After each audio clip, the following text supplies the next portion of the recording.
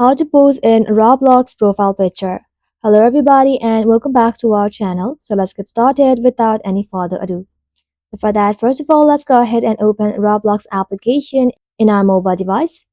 So once you open the Roblox app in your mobile device, you want to go ahead and log into your Roblox account. So once you're logged into your account, you want to go ahead and tap on avatar right over here. And once you open the avatar, simply tap on this kind of icon right over here. And once you're inside the edit profile section, you'll find different kind of emotes to pose your avatar. You can simply find shrugs, point to, stadium, hello for free.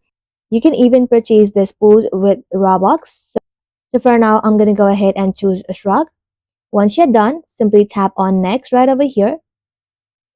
Now in this page, you can simply zoom out your profile picture and zoom in.